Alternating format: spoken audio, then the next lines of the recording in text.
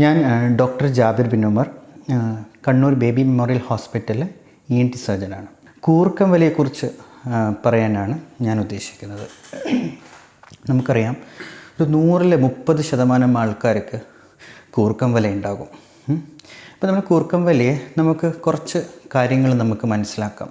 ഇതെങ്ങനെ സംഭവിക്കുന്നു, എന്താണ് ഇത്, അതിനെക്കൊണ്ട് എന്തെങ്കിലും ബുദ്ധിമുട്ടുണ്ടോ, ഇനി ഉണ്ടെങ്കിൽ തന്നെ എന്തൊക്കെയാണ് ആ ബുദ്ധിമുട്ടുകൾ, എങ്ങനെയാണത് ചികിത്സിച്ച് മാറ്റാൻ പറ്റുന്നതാണോ അല്ലാത്തതാണോ എന്നൊക്കെ നമുക്കൊരു ചെറിയൊരു സമയം കൊണ്ട് ഒന്ന് മനസ്സിലാക്കാം. ആദ്യം എന്താണ് കൂർക്കം വലി? നമുക്കറിയാം, നമ്മൾ ശ്വാസം എടുക്കുന്നുണ്ട്, നമ്മൾ ശ്വാസം എടുക്കുന്നു, ശ്വാസം വിടുന്നു. അപ്പോൾ ഇത് ഉറക്കത്ത് ആണ് കൂർക്കം വലി ഉണ്ടാകുന്നത്. സാധാരണഗതിയിൽ നമ്മൾ ഇങ്ങനെ ഉണർന്നിരിക്കുന്ന സമയത്ത് നമുക്ക് കൂർക്കം വലി ഉണ്ടാകുന്നില്ല. അപ്പോൾ എന്താണ് ഈ ഉറങ്ങുമ്പോൾ സംഭവിക്കുന്നത് കൂർക്കം വലി ഉണ്ടാകാൻ? നമുക്ക് ശ്വാസം നമ്മൾ പോകാനും വരാനും നമുക്ക് മൂക്ക് തൊട്ട് ശ്വാസകോശം വരെ നമുക്ക് സ്ഥലമുണ്ട്. എന്തെങ്കിലും കാരണത്താൽ ഈ സ്ഥലം ഒരു തടസ്സം ഉണ്ടാകുക, അല്ലെങ്കിൽ ആ സ്ഥലം ചുരുങ്ങിപ്പോവുക, ഇങ്ങനൊരവസ്ഥ വരുമ്പോൾ ശ്വാസം എടുക്കുമ്പോഴും പോകുമ്പോഴും അതിന് ചുറ്റുമുള്ള സ്ട്രക്ചേഴ്സ് എന്തെങ്കിലും ആയിക്കോട്ടെ, അതിന് ചുറ്റുമുള്ള മസിലും നമ്മുടെ വായിലുള്ള വായും അതിൻ്റെ ബാക്കിലുള്ള പല സ്ട്രക്ചേഴ്സിൽ ഉണ്ടാകുന്ന വൈബ്രേഷൻ, ആ കിലുക്കം പോലെ ഉണ്ടാകുന്നതാണ് പുറത്ത് കൂർക്കം വലിയായി പുറത്തേക്ക് വരുന്നത്. അത് വളരെ ചെറിയ രീതിയിലുള്ളവരുണ്ട്, വളരെ വലിയ കൂർക്കം വലിയുള്ളവരുണ്ട്. അഥവാ ഒരു റൂമിൻ്റെ അപ്പുറത്ത് കിടക്കുന്നവർക്ക് വരെ കേൾക്കാത്ത രീതിയിൽ കൂർക്കം വലിക്കുന്ന ആൾക്കാർ നിങ്ങൾ കണ്ടിട്ടുണ്ടാകും.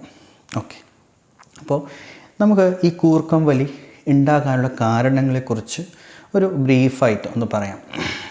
ഞാൻ പറഞ്ഞു, നമുക്ക് ശ്വാസം പോകാൻ നമുക്ക് മൂക്കിലൂടെ അല്ലെങ്കിൽ വായിലോട്ട് എടുത്ത് അത് ബാക്കിലോട്ട് പോയി തൊണ്ടയ്ക്ക് പിന്നിലേ പോയി പിന്നീടാണത് താഴോട്ടേക്ക് ശ്വാസകോശത്തിലോട്ടേക്ക് പോകുന്നത്. ഈ വഴിയിൽ എവിടെയെങ്കിലും ഉണ്ടാകുന്ന തടസ്സം എന്തൊക്കെയാകാം? കാരണങ്ങൾ നമുക്ക് രണ്ടായിട്ട് നോക്കാം.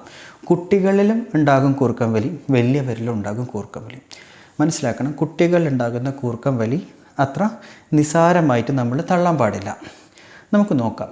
നമുക്ക് കണ്ടിട്ടുണ്ടാകും, നിങ്ങളുടെ കുഞ്ഞുങ്ങൾ ഉറങ്ങുന്ന സമയത്ത് ഭയങ്കര കൂർക്കം വലിച്ചുകൊണ്ടിരിക്കും. ചില കുട്ടികൾ അവർ വാ തുറന്ന് ഉറങ്ങുന്നുണ്ടാവും, അല്ലേ? അപ്പം കുട്ടികളുണ്ടാകുന്ന കാരണങ്ങൾ എന്തൊക്കെയാണ്?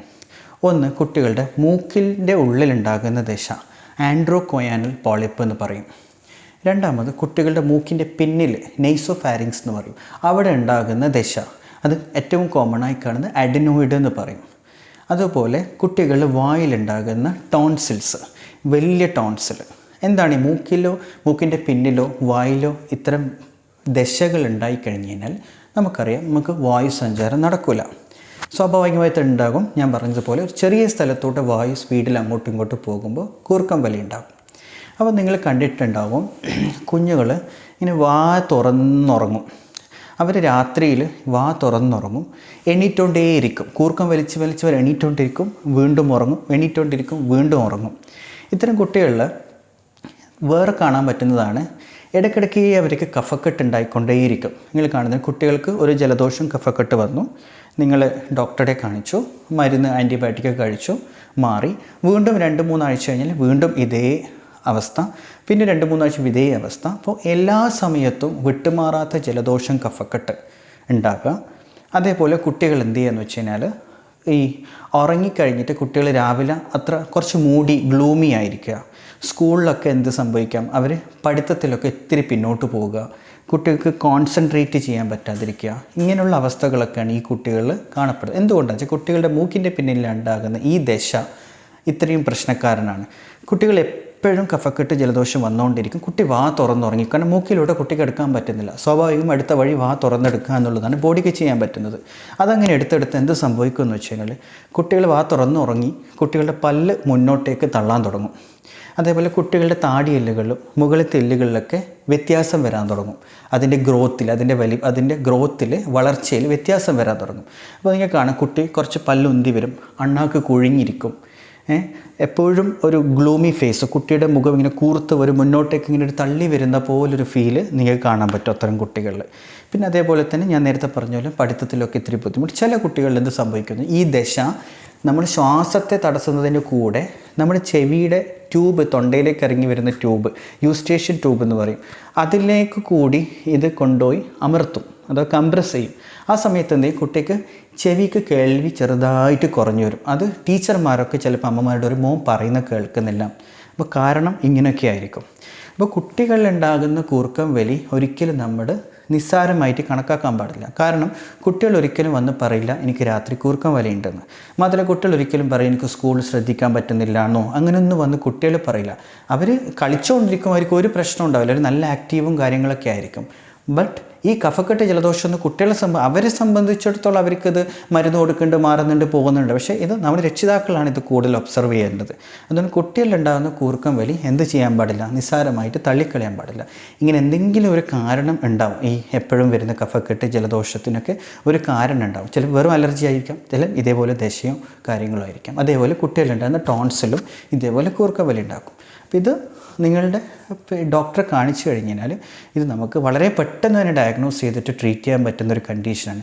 കാരണം കുട്ടികളെ ഒരു 5-6 വയസ്സിലും 3-4-5 വയസ്സിൽ തൊട്ട് കുട്ടികൾ ഇത് തുടങ്ങി അവർ ഇതൊക്കെ ഒന്ന് കുറഞ്ഞു വരാൻ 10-15 വർഷം എടുക്കും. ആ സമയത്തിനുള്ള ഒരുപാട് ചേഞ്ചസ് കുട്ടികളുടെ ബോഡിയിൽ സംഭവിക്കുന്നുണ്ട്, നമ്മളറിയാണ്ട് സംഭവിക്കുന്നുണ്ട്. ഈ പറയുന്ന സ്ട്രക്ചറലായിട്ടും ഉള്ളിൽ അതേപോലെ ഒരുപാട് ഇൻഫെക്ഷൻസും കാര്യങ്ങളും കൊണ്ട് കുട്ടിക്ക് ഒരുപാട് വെയിറ്റ് വെക്കാതിരിക്കുക, പിന്നെ കുട്ടി പഠിത്തത്തിൽ ബാക്കോട്ട് പോയിരിക്കുക, അങ്ങനെ ഒരുപാട് പ്രശ്നങ്ങൾ സംഭവിച്ചുകൊണ്ടിരിക്കുന്നുണ്ട്. ഇതൊന്നും കുട്ടികൾ നമ്മളോട് പറയില്ല, ഇത് നമ്മൾ മനസ്സിലാക്കേണ്ട ഒരു കാര്യമാണ്, അത് കണ്ടറിഞ്ഞ് ട്രീറ്റ് ചെയ്യേണ്ട ഒരു കാര്യമാണ്. ഇനി നമുക്ക് വലിയ ആൾക്കാരിലോട്ടേക്ക് പോകാം. കൂർക്കം വലി നമുക്കറിയാം, വലിയ ആൾക്കാരിൽ പ്രായം കൂടുന്തോറും ചില ആൾക്കാർക്ക് കൂർക്കം വലി കൂടിക്കൂടി വരും. അപ്പം അവർക്ക് തന്നെ 2 തരം കൂർക്കം വലിയുണ്ട്.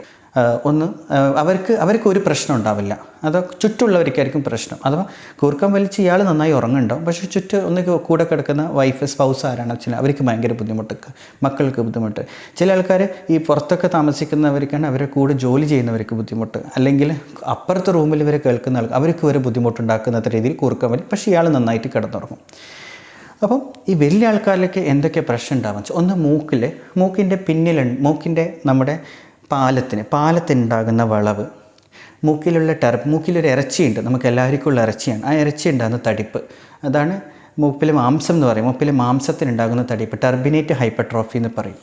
മൂന്നാമത്തത് മൂക്കിൻ്റെ പിന്നിൽ നെയ്സോഫാരിങ്സിലായിട്ട് വല്ല മാസോ ട്യൂമറോ അത് ദശയോ പോളിപ്പോ എന്തെങ്കിലും ആയിക്കോട്ടെ, എന്തെങ്കിലും കാരണം ഉണ്ടാകുന്ന തടസ്സം. പിന്നെ വായിലോട്ടേക്ക് പോയി കഴിഞ്ഞാൽ ടോൺസിലാകാം. പിന്നെ നമ്മുടെ ഈ ചെറുനാവിൻ്റെ കൂടെയുള്ള സോഫ്റ്റ് പാലറ്റ് എന്ന ഭാഗത്തിന് ഒരുപാട് വലിപ്പം ഉണ്ടാകുക, അത് ലൂസായിരിക്കുക. 2 നാവ് വലിയ നാവാവുക. പിന്നെ നമ്മുടെ താടിയെല്ല് കുറച്ച് പിന്നിലോട്ടായിട്ടുള്ള താടിയെല്ല്. അതേപോലെ വായിൻ്റെ പിന്നിലോട്ടേക്ക് പോയി കഴിഞ്ഞാൽ പിന്നെ എപ്പിഗ്ലോട്ടിസ് എന്ന് പറയും, നമ്മുടെ ശ്വാസകോശത്തിൻ്റെ മുകൾ ഭാഗത്തായിട്ട് ശ്വാസകോശത്തിൻ്റെ ഒരു അടപ്പുണ്ട്, ഭക്ഷണം ശ്വാസകോശത്തിലേക്ക് പോകാതിരിക്കും. അത് ഫ്ലോപ്പി ആയിട്ടുള്ള ആൾക്കാർക്ക്, അത് കുറച്ച് വലിയതായിട്ടുള്ള ആൾക്കാർ. അപ്പോൾ ഇങ്ങനെ മൂക്ക് തൊട്ട് പിന്നിൽ ഒരുപാട് കാരണങ്ങൾ കൊണ്ട് എന്തുണ്ടാവാം നമുക്ക്, പിന്നെ ഈ വലിയ ആൾക്കാർക്ക് കൂർക്കം വലി ഉണ്ടാകാം.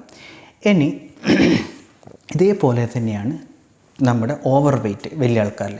അഥവാ മിക്ക കൂർക്കം വലിക്കാർക്കും തടി കൂടുതലായിരിക്കും, പൊണ്ണത്തടി ആവണമെന്നില്ല, ഇത്തിരി തടി കൂടുതലായിരിക്കും. പിന്നെ അവരുടെ കഴുത്തിൻ്റെ സർക്കംഫറൻസ് ഭയങ്കര കൂടുതലായിരിക്കും, വയറുള്ളവരായിരിക്കും. അപ്പോൾ കൂർക്കം വലിയും ഈ പൊണ്ണത്തടിയും അഥവാ ഈ ഒബിസിറ്റിയും വളരെ ഇൻ്റർ റിലേറ്റഡ് ആണ്. ഒബിസിറ്റി ഉള്ളവർക്ക് കൂർക്കം വലിയാണ്, കൂർക്കം വലിയുള്ള അധികം ആൾക്കാരും ഒബിസിറ്റിയാണ്. അപ്പോൾ അതൊരു വലിയൊരു കാരണമാണ്. അതുപോലെ എല്ലാവരും അവരുടെ BMI, അവരുടെ ഓവർ വെയ്റ്റ് എങ്ങനെ മനസ്സിലാക്കണം എന്ന് പറഞ്ഞു കഴിഞ്ഞാൽ അവരുടെ ബോഡി മാസ് ഇൻഡെക്സ് നോക്കുക, ഹൈറ്റിനുള്ള വെയിറ്റ് തന്നെയാണോ ഉണ്ടോ എന്നുള്ളത് നോക്കിയിട്ട് നമ്മളത് ഒബീസാണോ അല്ലയെന്ന് പേഷ്യൻറ്റിനെ കുറിച്ച് പറയും. അപ്പം ഇതാണ് വലിയ ആൾക്കാരിൽ കാണപ്പെടുന്ന കാരണങ്ങൾ. ഇനി ഈ കൂർക്കം വലി എങ്ങനെയാണ് വലിയ ആൾക്കാരിലുള്ള പ്രശ്നങ്ങൾ? ഒന്ന് ഞാൻ പറഞ്ഞത് കൂടെ ഉള്ളവർക്കുള്ള പ്രശ്നങ്ങൾ. 2 ഇയാൾക്ക് എന്തൊക്കെ പ്രശ്നങ്ങൾ ഉണ്ടാക്കാം. അതിൽ ഈ കൂർക്കം വലിക്കുന്ന ആൾക്കാരെ നിങ്ങൾ ശ്രദ്ധിച്ചാൽ മതി. അവർ നന്നായി കൂർക്കം വലിച്ച് പെട്ടെന്ന് അവർ ചെറുതായിട്ട് ഞെട്ടും. അവർ വീണ്ടും ഒന്ന് തിരിഞ്ഞു മറിഞ്ഞും കിടന്ന് വീണ്ടും കിടന്നുറങ്ങും, കൂർക്കം വലിക്കും, കുറേ കഴിഞ്ഞ് കുറച്ച് ഞെട്ടും, പിന്നെ വീണ്ടും തിരിഞ്ഞും, അങ്ങനെ ഒരുപാട് മൂവ്മെൻറ്റ്സ് ബെഡിൽ കിടന്ന് ഇങ്ങനെ അങ്ങോട്ടും ഇങ്ങോട്ടും നോക്കുന്നതായിട്ട് നമുക്ക് കൂർക്കം കൂടുതൽ വലിക്കുന്ന ആൾക്കാരെ കാണാൻ പറ്റും. ആക്ച്വലി അവർ സ്ലീപ്പ് ഭയങ്കര ബുദ്ധിമുട്ടിലാണ്, ഭയങ്കര ഡിസ്റ്റർബ്ഡാണ്. അവർക്ക് എന്ത് ചെയ്യാൻ പറ്റുന്നില്ല, നല്ലൊരു ഡീപ്പ് സ്ലീപ്പ് അവർക്ക് കിട്ടുന്നില്ല. ഈ കൂർക്കം വലി കാരണം അവർക്ക് സ്വന്തമായിട്ടുള്ള അവർക്ക് ഒരുപാട് ബുദ്ധിമുട്ടുകൾ ആ സമയത്തുണ്ട് അവരറിയാണ്ട് തന്നെ. അപ്പോൾ അവർക്ക് രാവിലെ എണീറ്റ് കഴിഞ്ഞാൽ ഒരു തലവേദനയായിരിക്കും, ഉറക്കം എണീറ്റ് കഴിഞ്ഞാൽ ഒരു ഫ്രഷ് ഫീൽ ഉണ്ടാവില്ല, നല്ല ഒരു ഉറങ്ങി എണീക്കുന്നൊരു ഫീല് വളരെ കുറവായിരിക്കും. എല്ലാ ദിവസങ്ങളിലും ഒരാഴ്ചയിൽ ഒരു 5 ദിവസം ആ ഫീലായിരിക്കും. രാവിലെ എണീറ്റ ഉടനെ നല്ല തലവേദന. അതേപോലെ തന്നെ എണീറ്റ് കഴിഞ്ഞ് അവരൊന്ന് ഓഫീസിലെത്തിക്കഴിഞ്ഞാൽ അവർക്ക് എന്തുണ്ടാവും, നല്ലൊരു കോൺസെൻട്രേഷൻ കിട്ടില്ല, ജോലിയിലൊന്നൊരു കോൺസെൻട്രേഷൻ കിട്ടില്ല. അവർക്കൊരു ഡിപ്രഷൻ ഫീലായിരിക്കും. ഓഫീസിലൊക്കെ വർക്കിലൊന്നും ഒരു തീരെ ഉന്മേഷമില്ലായ്മ, പിന്നെ കംപ്ലീറ്റ്ലി മൂഡ് ഓഫ് ആയിരിക്കും, സെക്സിനോടൊന്നും താല്പര്യമില്ലായ്മ ഉണ്ടാകും. പിന്നെ അവരുടെ വർക്ക് പ്രൊഡക്ടിവിറ്റിയൊക്കെ ഭയങ്കര കുറവായിരിക്കും, ഭയങ്കര കുറഞ്ഞു വരും. പിന്നെ അവർക്ക് ചെറുതായിട്ട് മെമ്മറി ലോസ്, നമുക്ക് ഓർമ്മശക്തി ഇങ്ങനെ ഒരു നഷ്ടപ്പെടുന്ന പോലെ തോന്നും അവർക്ക്. പിന്നെ മൊത്തത്തിൽ ഇറിറ്റബിളായിരിക്കും ആൾ, കുറച്ച് പെട്ടെന്ന് ദേഷ്യം വരിക, അങ്ങനെ ഒരു മൂഡ് ലോസ് എപ്പോഴും ഉണ്ടാകും. പിന്നെ അതേപോലെ ഈ കൂർക്കം വലിയുടെ ഒരു കോംപ്ലിക്കേഷനാണ്, കൂർക്കം വലിയുടെ കാരണം ഉണ്ടാകുന്ന ഒരുപാട് കാലം കഴിഞ്ഞ് കഴിഞ്ഞാൽ ഉണ്ടാകുന്ന ഒരു സമയം ഒബ്സ്ട്രക്റ്റീവ് സ്ലീപ്പ് അപ്നിയ. അഥവാ രാത്രിയിൽ കൂർക്കം വലിച്ച് ഇവർക്ക് കംപ്ലീറ്റ്ലി ശ്വാസം സീറോ ആകും, പോകുകയില്ല, അങ്ങോട്ടും പോകില്ല ഇങ്ങോട്ടും പോകില്ല. ഒരു 10 സെക്കൻഡിന് മുകളിലുള്ള അവരെന്ത് ശ്വാസം എടുക്കാതിരിക്കും, പിന്നെയും വീണ്ടും ശ്വാസം എടുക്കും. ചില ആൾക്കാർ ഇങ്ങനെ ശ്വാസം എടുക്കാതെ കിട്ടാത്ത രീതിയിൽ അവരെന്ത് എണീക്കും, വളരെ എന്തൊക്കെയോ പരവേശമായിട്ട് ഈ ബെഡിൽ നിന്ന് ഇങ്ങനെ എണീറ്റിരുന്നിട്ട് പെട്ടെന്ന് ഒരുപാട് ശ്വാസം എടുത്ത് അവർ ചിലപ്പോൾ ഒരു ഗ്ലാസ് വെള്ളമൊക്കെ കുടിച്ചിട്ട് അവർ കിടന്നുറങ്ങും. ആക്ച്വലി അവർ വിചാരിച്ച് വേറെ എന്തോന്നിയായിരിക്കും. അങ്ങനെ 2-3 എപ്പിസോഡ് 4-5 പ്രാവശ്യം അവർക്ക് ഉണ്ടായിക്കഴിഞ്ഞാൽ അവർക്ക് മനസ്സിലാകും എന്തോ ഉറക്കത്ത് സംഭവിക്കുന്നുണ്ട്. സത്യത്തിലായിട്ട് സംഭവിക്കുന്നത് നമ്മൾ കംപ്ലീറ്റ് ആയിട്ട് ഓക്സിജൻ ബോഡിയിലേക്ക് പോകുന്നില്ല, ഒരു 0 ഓക്സിജൻ ലെവലാണ്. 10 സെക്കൻഡിന് മുകളിലോളം ഒരു 0 ഓക്സിജൻ ലെവലാണ്. ആ സമയത്ത് ഓക്സിജൻ കിട്ടാതെ അവർ ആക്ച്വലി ശ്വാസം കിട്ടാതെ അവർ ബെഡിൽ നിന്ന് എണീക്കും. ഈ ഒരു അവസ്ഥക്ക് പറയുന്ന പേരാണ് ഒബ്സ്ട്രക്റ്റീവ് സ്ലീപ്പ് അപ്നിയ. അപ്പോൾ അവർക്ക് ആദ്യം ഇങ്ങനെ ചെറിയൊരു ശ്വാസം പോകുമ്പോൾ അവർ എണീക്കും. അതിൻ്റെ പേരാണ് റെസ്പിറേറ്ററി എഫേർട്ട് റിലേറ്റഡ് അറൗസൽ എന്ന് പറയും. അവർ ശ്വാസം കിട്ടാതെ എണീക്കും. ഇത് കംപ്ലീറ്റ് ആയിട്ട് ഒബ്സ്ട്രക്ഷൻ സംഭവിച്ചിട്ട് അവർക്ക് സ്ലീപ്പ് അപ്നിയ, ഒരു ശ്വാസവും പോകാത്തൊരവസ്ഥ ഉണ്ടാവും. അതാണ് ഒബ്സ്ട്രക്റ്റീവ് സ്ലീപ്പ് അപ്നിയ. ഇതാണ് ഡേഞ്ചർ പാർട്ട്. ഇതാണ് ആക്ച്വലി കൂർക്കം വലി എന്ന് പറയുന്ന ഒരു വലിയ പ്രശ്നമായിട്ട് മാറുന്നത് ഇവിടെയാണ്. ഈ ഒബ്സ്ട്രക്റ്റീവ് സ്ലീപ്പ് അപ്നിയ വന്നു കഴിഞ്ഞാലാണ് പേഷ്യൻറ്റിന് അസുഖമായിട്ട് ഇതൊരു മാറാനുള്ള തുടക്കം ആരംഭിക്കുന്നത്. അവിടെ എന്ത് സംഭവിക്കുമെന്ന് വെച്ചാൽ ഈ ഓക്സിജൻ ഇങ്ങനെ എപ്പോഴും ഇങ്ങനെ കംപ്ലീറ്റ് ആയിട്ട് നിൽക്കുന്ന സമയത്ത് നമ്മുടെ ബോഡിയിലെ സിമ്പത്തറ്റിക് സിസ്റ്റം എന്ന് പറയും, നമ്മുടെ ബോഡിയിൽ നമ്മൾ ഹാർട്ട് റേറ്റ് കാര്യങ്ങളൊക്കെ നിയന്ത്രിക്കുന്ന ഒരു സിസ്റ്റം ഉണ്ട്. അവർ ഓവർ ആക്ട് ചെയ്യാൻ തുടങ്ങും. അഥവാ എപ്പോഴും പേഷ്യൻറ്റിന് ഭയങ്കര ഹാർട്ട് റേറ്റിൻ്റെ വേരിയേഷൻസ് അവരെന്ത് ചെയ്യുന്നു വെച്ച് കഴിഞ്ഞാൽ ഇത് നടന്നുകൊണ്ടേയിരിക്കും ബോഡിയിൽ. അപ്പോൾ എന്ത് സംഭവിച്ചാൽ ഹാർട്ടിന് ബ്ലോക്ക് വരിക. ബ്ലോക്ക് മീൻസ് ഹാർട്ടിന് ഇലക്ട്രിക്കൽ അഥവാ കറണ്ട്, ഹാർട്ടിൽ കൊടുക്കുന്ന കറണ്ട് പോയിട്ടാണ് ഹാർട്ട് ഇടിക്കുന്നത്. അപ്പോൾ അതിൽ വ്യതിയാനം വരികയും അവർക്ക് അരിത്മിയ എന്ന് പറയും.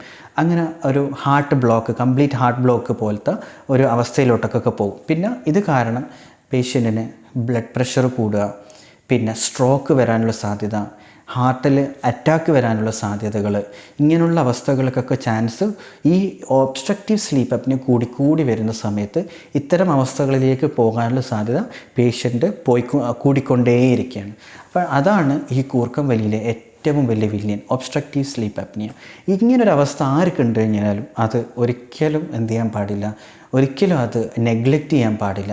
ആക്ച്വലി ഇത് ശ്രദ്ധിക്കൽ ആരാന്ന് വെച്ച് കഴിഞ്ഞാൽ കൂടെ ഉള്ള സ്പൗസായിരിക്കും കാണാം. കാരണം ഭാര്യ അവർ വന്നിട്ടാണ് നമ്മളോടൊക്കെ പറയുക, ഇവർ രാത്രി പിന്നെ ഉറക്കത്ത്, അല്ലെങ്കിൽ ഭർത്താവ് പറയും ഇവൾ രാത്രി ഉറക്കത്ത് പെട്ടെന്ന് ഡോക്ടറെ എന്തെല്ലോ കാട്ടിക്കൂട്ടുക, ഉറക്കത്ത് പെട്ടെന്നുണ്ടോ കാലൊക്കെ വിറക്കുന്നു, കൈ വിറക്കുന്നു, എന്നിട്ട് പെട്ടെന്നൊന്ന് എണീച്ച് എന്നിട്ട് ശ്വാസം എടുക്കുന്നു, എന്നിട്ട് ഇവൾ വീണ്ടും ഉറങ്ങുന്നു. ഇങ്ങനെ ഞാൻ 2-3 പ്രാവശ്യമായിട്ട് കണ്ടു. അപ്പോൾ ഇങ്ങനെ നിങ്ങൾ ആരെയും കണ്ടു കഴിഞ്ഞാൽ എന്തായാലും നിങ്ങൾ ഡോക്ടറെ ഡോക്ടറെ പോയി കാണണം. എന്തെങ്കിലും കാരണമുണ്ടോ നോക്കണം. കാരണം ചെറിയ കാരണമായിരിക്കും ഉണ്ടാവുള്ളൂ. അത് ചിലപ്പോൾ ഒരു മരുന്നിലൂടെയോ വല്ല ചെറിയ ദശയൊക്കെ ഉള്ളത് മരുന്നിലൂടെയോ അല്ലെങ്കിൽ ചെറിയൊരു സർജറിയിലൂടെയോ ഒക്കെ മാറ്റാൻ പറ്റുന്ന അസുഖമായിരിക്കും. അത് നിങ്ങളിങ്ങനെ കൊണ്ടുപോയി ഇങ്ങനെയുള്ള കോംപ്ലിക്കേഷൻസിലോട്ടേക്ക് വരുത്തരുത് എന്നാണ് എനിക്ക് ഇതിനെക്കുറിച്ച് പറയാനുള്ളത്. 2, ഇനി അടുത്ത നമ്മൾ പറയാൻ പോകുന്നത് എങ്ങനെയാണ് ഈ കൂർക്കം വലിൻ്റെയും ഈ ഒബ്സ്ട്രക്റ്റീവ് സ്ലീപ്പ് അപ്നിയൻ്റെയും കാര്യങ്ങൾ എങ്ങനെ ഡയഗ്നോസ് ചെയ്യുക എന്നുള്ളതാണ്. ഈ ഡയഗ്നോസിസ് എന്ന് പറയുന്നത്, ഒന്ന് പേഷ്യൻ്റ് പറയുന്ന കാര്യങ്ങളിലൂടെ നമുക്ക് കുറേ കാര്യങ്ങൾ മനസ്സിലാവും. 2, ഞാൻ പറഞ്ഞ പോലെ എവിടെ തടസ്സം ഉണ്ടെന്നറിയാം. നമുക്ക് ചെറിയൊരു എൻഡോസ്കോപ്പി, മൂക്കിലൂടെയോ ഉള്ള എൻഡോസ്കോപ്പിയിലൂടെ നമുക്ക് എവിടെയാണ് പേഷ്യൻ്റെ പ്രശ്നം എന്നുള്ളത് ഒരുപാട് കാര്യങ്ങൾ നമുക്ക് അതിലൂടെ മനസ്സിലാവും. രണ്ടാമത്തതിനുള്ളതാണ് സ്ലീപ്പ് സ്റ്റഡി. സ്ലീപ്പ് സ്റ്റഡി എന്ന് പറഞ്ഞു കഴിഞ്ഞാൽ നിങ്ങൾ ഉറക്കത്തിൽ നിങ്ങളുടെ മൂക്കിലൂടെ പോകുന്ന ശ്വാസത്തിൻ്റെ അളവ്, നിങ്ങൾ എത്ര സമയം ശ്വാസം എടുക്കാതിരിക്കുന്നുണ്ട്, അതേപോലെ തന്നെ നിങ്ങളുടെ ഹാർട്ടിൻ്റെ ECG അഥവാ ഹാർട്ടിൻ്റെ ഇടിപ്പിലുള്ള വ്യതിയാനങ്ങൾ, കണ്ണിൻ്റെ മൂവ്മെൻറ്റ്സ്, ഇതൊക്കെ നമുക്ക് വീട്ടിൽ തന്നെ അല്ലെങ്കിൽ ഹോസ്പിറ്റലും അവൈലബിൾ ആണ്. ഹോസ്പിറ്റലിൽ അഡ്മിറ്റ് ആയിക്കൊണ്ടോ അല്ലെങ്കിൽ നിങ്ങൾ വീട്ടിൽ തന്നെ നടത്താവുന്ന ഒരു ടെസ്റ്റാണ് സ്ലീപ്പ് സ്റ്റഡി എന്ന് പറയും. ഒരു ചെറിയൊരു ബെൽറ്റ് പോലത്തെ സാധനം നിങ്ങൾ കിടക്കുന്ന സമയത്ത് വെക്കും. അത് രാവിലെ ആകുമ്പോൾ അത് റിപ്പോർട്ട് ജനറേറ്റ് ചെയ്യും. അതിൽ നമുക്ക് മനസ്സിലാവും നിങ്ങൾക്ക് എത്ര സിവിയറിറ്റി ഉണ്ടെന്നുള്ള കാര്യം. നിങ്ങളുടെ ഉറക്കം എത്ര ഡിസ്റ്റർബ്ഡ് ആണ്, നിങ്ങൾ ഉറക്കത്തെ എത്ര പ്രാവശ്യം എണീക്കുന്നുണ്ട്, ഉറക്കത്തെ എത്ര പ്രാവശ്യം നിങ്ങളുടെ ഓക്സിജൻ്റെ അളവ് കുറയുന്നുണ്ട്, ഇങ്ങനെയുള്ള കാര്യങ്ങളൊക്കെ അതിൽ നിന്ന് കൃത്യമായിട്ട് മനസ്സിലാക്കാൻ പറ്റും.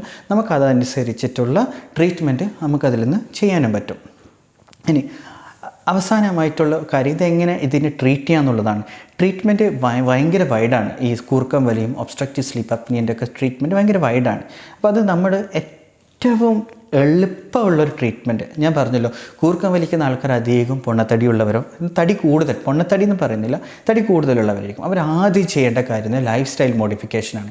ലൈഫ് സ്റ്റൈൽ മോഡിഫിക്കേഷൻ എന്ന് പറയുമ്പോൾ എന്താണ്, വെയിറ്റ് കുറക്കണം. Weight reduction is the first choice. അതാണ് ഏറ്റവും ഇമ്പോർട്ടൻറ്റ്. വെയിറ്റ് എങ്ങനെ കുറക്കാന്ന് വെച്ചാൽ ഓടുകയോ ചാടുകയോ ജിമ്മിലോ എങ്ങനെ പോയിട്ട് വേണമെങ്കിൽ നിങ്ങൾക്ക് വെയിറ്റ് കുറക്കണം. നല്ല ഒരു റെഗുലർ എക്സസൈസിലൂടെ വെയിറ്റ് കുറക്കുക. പിന്നെ ഈ ആൽക്കഹോളൊക്കെ എടുക്കുന്നവർ സ്റ്റോപ്പ് ചെയ്യുക, സ്മോക്ക് ചെയ്യുന്നവർ ഇത് സ്റ്റോപ്പ് ചെയ്യുക. കാരണം ഇതൊക്കെ ഇതിൻ്റെ ഓരോ കണ്ടീഷൻസിന് കൂട്ടുന്നതാണ്.